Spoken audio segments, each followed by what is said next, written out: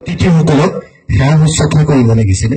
যিহেতু মোৰ গাঁও এইখন ঘৰটো বেকতি মোৰ ঘৰ, আৰু মই এই লোকেল ল'ৰা এই স্থানীয় ল'ৰা এটাই ডিঙিত গামোচাখন লৈ মঞ্চত উঠা যোগ্য নাছিলে। তথাপি মই ৰোহিণীদাৰ লগত যথেষ্ট কাম কৰিবৰ কাৰণে পুলিচৰ আগত আগবাঢ়ি গৈছো। ৰোহিণীদাক ধন্যবাদ জনাইছো। মোক এখন গামোচা পিন্ধালে। মোৰ বাল্যকালৰ বন্ধু একেলগে বহা অখিল আছিলে, ধন্যবাদ জনাইছো। আৰু এজন বন্ধু মোৰ কাষতে ৰৈ আছে আৰু মঞ্চত বহুতে চিঞৰি আছে মজিদ মজিদ বুলি, আপোনালোকেতো শুনা নাই। আৰু মোৰ যদি মোৰ দেউতাৰ নামটো কৈ দিওঁ আপোনালোকে ভাবিব সেইজনৰ ইমান ডাঙৰ মানুহ হৈ গ'ল নে, কিন্তু মোৰ দেউতাৰ নামটো এতিয়া নকওঁ, কাৰণ মোৰ দুজনমান বন্ধু আছে মোৰ দেউতাৰ নামটো লৈ টাউনত চিঞৰি থাকিব।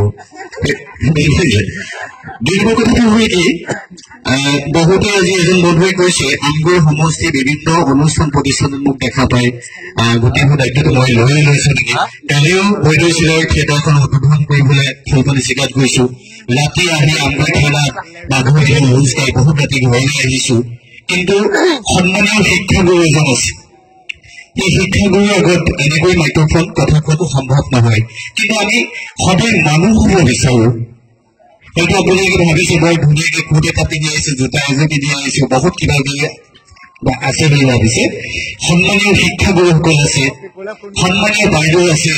এই বাইদেউসকলৰ এই সন্মানীয় শিক্ষাগুৰুসকল জাতীয় সংগঠনৰ নেতাসকল আছে, মোৰ বন্ধু পুলকেশ দুলাল আছে, বুবুলদাহঁত আছে। এই সকলৰ সন্মুখৰ আগত তাৰ উপৰিও আপোনালোকৰ অভিজ্ঞ জ্ঞানী গুণীসকলৰ আগত মাইক্ৰফোন লোৱাটো সম্ভৱ নহয়।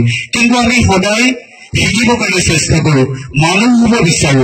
হয়তো আমি ডাঙৰ কৰপতি হ'লে নহ'ব, ডাঙৰ